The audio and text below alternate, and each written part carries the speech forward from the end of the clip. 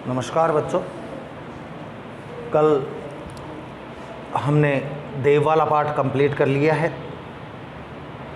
आज उससे अगला पाठ रिवीजन में हम पढ़ेंगे कृपाराम खेड़िया। कृपाराम खेड़िया के हम सबसे पहले जन्म की बात करें तो इनके जन्म का कोई प्रमाण नहीं है कि ये साहब इनका जन्म कब हुआ, बिल्कुल सही तारीख, लेकिन फिर भी हम यह कह सकते हैं कि इनका जन्म, इनका जीवन काल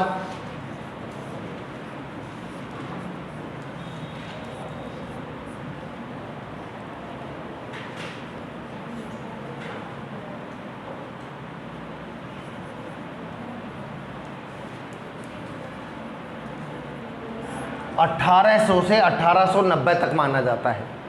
इन 80 वर्ष में कभी भी इनका जन्म हो सकता है, कोई निश्चित समय नहीं है कि साहब इस डेट को, इस सन को ही इनका जन्म हुआ था। अब ऐसा क्यों है ये नहीं कहा जा सकता।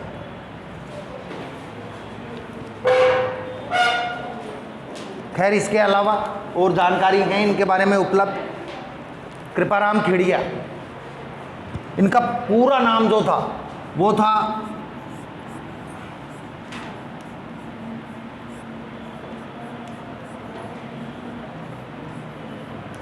कृपाराम बारहट। इनका मूल नाम था कृपाराम बारहट, इनका मूल नाम था। फिर आप में से कोई कहे कि साहब इनके नाम के साथ खेड़िया क्यों लगाया जाता है, कृपाराम खेड़िया क्यों कहा जाता है। इसका कारण है कि इनका जन्म पाली जिले के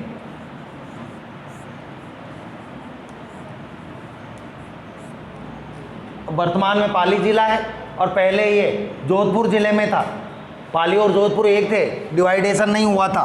तो पाली जिले के खराड़ी गांव में इनका जन्म हुआ था। पाली जिले के खराड़ी गांव में जन्म हुआ था। अब खराड़ी गांव में जन्म होने के कारण इन्होंने अपने नाम के साथ खेड़िया लगा लिए। कई लोग नाम के साथ अपने गांव का नाम लगा लेते हैं, जैसे अभी राजस्थान सरकार में मंत्री हैं प्रताप सिंह, यहाँ अपने सीकर के पास खाचरियावास गांव के रहने वाले, तो वो अपने नाम के साथ क्या लगाते हैं, प्रताप सिंह खाचरियावास लगाते हैं। खाचरियावास उनकी कोई जाति नहीं है, शेखावत हैं वो मूल रूप से, लेकिन गांव का नाम लगाते हैं। प्रताप सिंह खाचरियावास के नाम से ही जानते हैं लोग उनको। कवि कृपाराम खेड़िया शाखा के चारण थे। ये चारण और भाट होते हैं।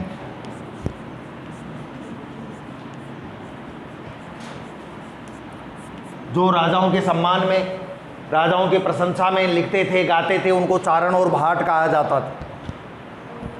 तो चारण शाखा के थे। कृपाराम खेड़िया के पिता का नाम जगराम था, ये ध्यान रखना।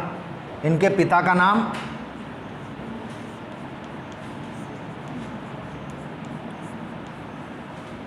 क्या था, जगराम। कृपाराम खेड़िया के पिता का नाम जगराम था। तभी क्या हुआ, सीकर नरेश देवी सिंह, सीकर के राजा देवी सिंह और उनके बेटे राजा लक्ष्मण सिंह, सीकर नरेश देवी सिंह और उनके बेटे लक्ष्मण सिंह ने उनकी कवि प्रतिभा से प्रभावित होकर या उनकी योग्यता से प्रभावित होकर इनको महाराजपुर और लक्ष्मणपुरा गांव जागीर में दी थी। 2 गांव इनाम में दिए थे, जागीर में दिए थे। कौन कौन से 2 गांव,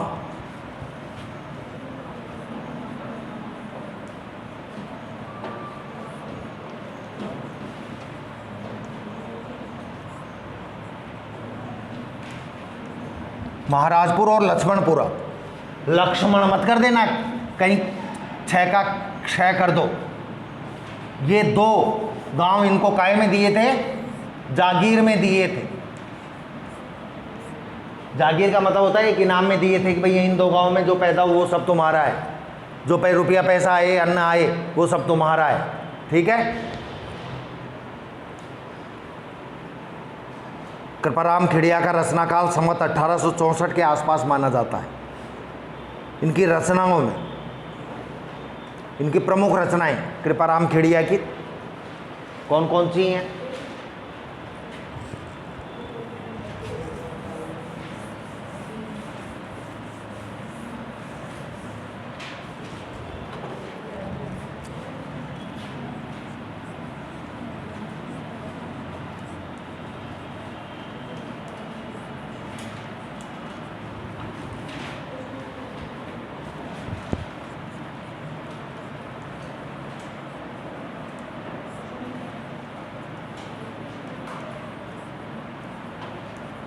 राजियारा सोरठा।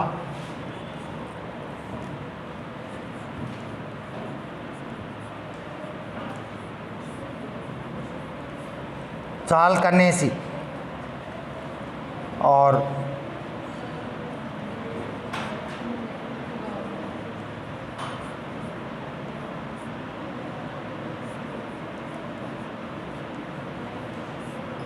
अलंकार ग्रंथ, इनकी ये 3 रचनाएं मानी जाती हैं कृपाराम जी की, राजियारा सोरठा, चाल कन्नेसी और अलंकार ग्रंथ। अभी इन तीनों रचनाओं में क्या है, ये तो एक नीति काव्य है। राजियारा सोरठा क्या है, नीति काव्य है। चाल कन्नेसी एक नाटक है।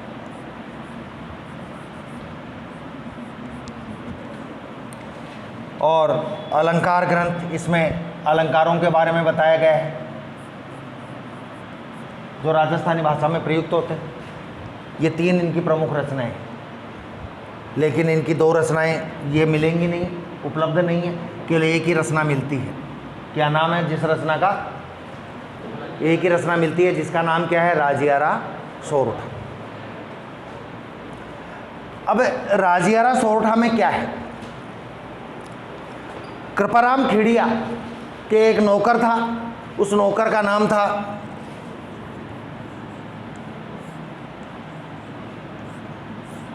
राजा राम। राजा राम इनके पास ही रहता, इनके साथ ही रहता, कृपाराम के साथ, इनकी खूब सेवा करता, मन लगाकर इनका ध्यान रखता।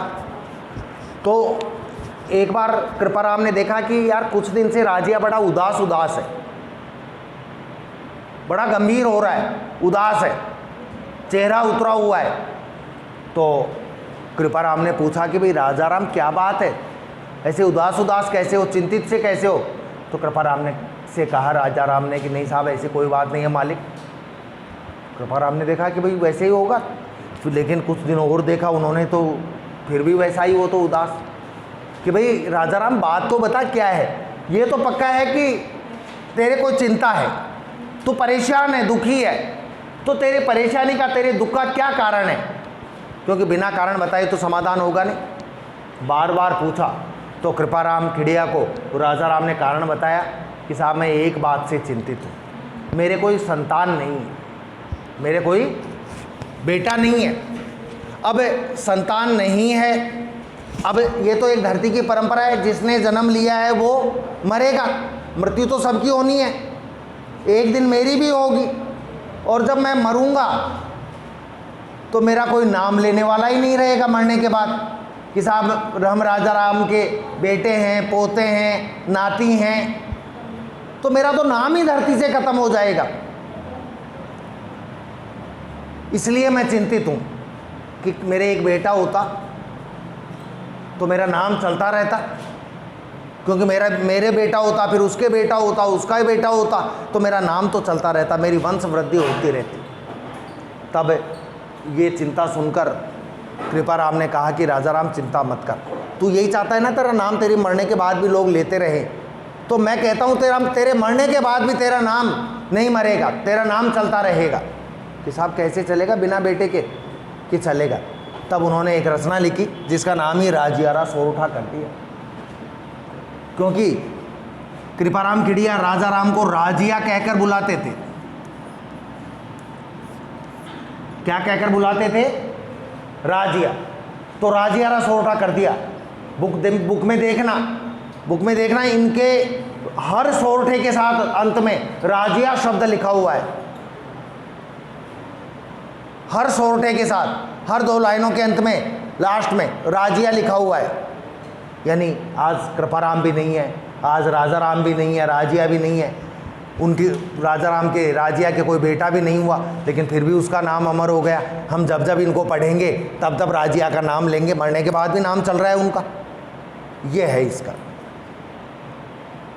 राजियारा सोरठा राजस्थानी भाषा का नीति काव्य है। राजस्थानी भाषा का, ये राजस्थानी भाषा में लिखा गया है, डिंगल भाषा में, डिंगल और पिंगल, डिंगल भाषा में लिखा गया है। और इसमें ध्यान रखना दोहे नहीं हैं, ये सोरठे हैं। क्या हैं? सोरठे, तुमको तो याद होंगे, तुम तो पढ़ चुके हो पहले, याद है? ये नीचे कर और खड़ा होकर पहले को समझा।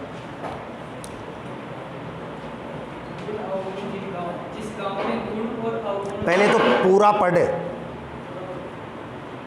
गुण अवगुण जिन गांव सुनने में थोड़ी संभाले उन नगरी बीच नाव रोही आटया जिस गांव में गुण और अवगुण की पहचान नहीं, ऐसे गांव में रहना व्यर्थ है, क्योंकि उस गांव में निर्जन व्यक्ति बोल। जिस गांव में गुण और अवगुण की पहचान नहीं होती, उस गांव में रहना व्यर्थ है, क्योंकि उस गांव में निर्जन व्यक्ति निर्जन व्यक्ति, बैठ जा। पहला सोरठा, गुण अवगुण जिण गांव सुने न कोई सांभले उन नगरी बीच नाव रोही आछी राजिया। कवि राजा राम कह रहे हैं, वो कृपाराम खेड़िया कह रहे हैं कि क्या कह रहे हैं वो पहले बता देता हूँ। जिस स्थान पर गुणों को और अवगुणों को एक समान समझा जाता है, वैसे तो होना नहीं ये चाहिए कि गुणों का सम्मान होना चाहिए और जिसमें अवगुण है उसका सम्मान नहीं होना चाहिए, लेकिन जिस गांव में गुणों को और अवगुणों को एक समान समझा जाता है, अच्छे और बुरे को एक माना जाता है, उस गांव में नहीं रहना चाहिए। जहां अच्छे और बुरे को बराबर समझा जाता है, अच्छे का तो सम्मान होना चाहिए, बुरे का अपमान होना चाहिए, लेकिन जहाँ अच्छे और बुरे को एक जैसा माना जाता है, उस नगर में, उस गांव में नहीं रहना चाहिए। गुण अवगुण जिण गांव, जिण यानी जिस गांव में गुणों को और अवगुणों को एक समझा जाता है, गुण और अवगुण में भेद नहीं किया जाता, अंतर नहीं किया जाता। गुण अवगुण जिण गांव, जिण यानी जिस, सुने न कोई सांभले, गुणों को और अवगुणों को न तो कोई सुनता है और न सांभले न समझता है। सुने न सांभले, न तो कोई सुनता है गुण अवगुणों को और न कोई सांभले न कोई समझता है। मतलब जहाँ गधे घोड़े बराबर हैं, जहाँ मूर्ख और विद्वान बराबर समझे जाते हैं, उस गांव में, उस नगर में, उन नगरी बीच, उस नगर के बीच में, यानी उस नगर में नहीं रहना चाहिए। नाव नहीं रहना चाहिए, उस नगर में नहीं रहना चाहिए। कौन से नगर में? जहाँ गुणों को और अवगुणों को एक समान समझा जाता है, गुणवान व्यक्ति का जहाँ महत्व नहीं होता, उस नगर में नहीं रहना चाहिए। उस नगर में रहने से अच्छा तो रोही आछी राजिया, राजिया कह रहे, हे राजिया, उस नगर में रहने से तो अच्छा रोही,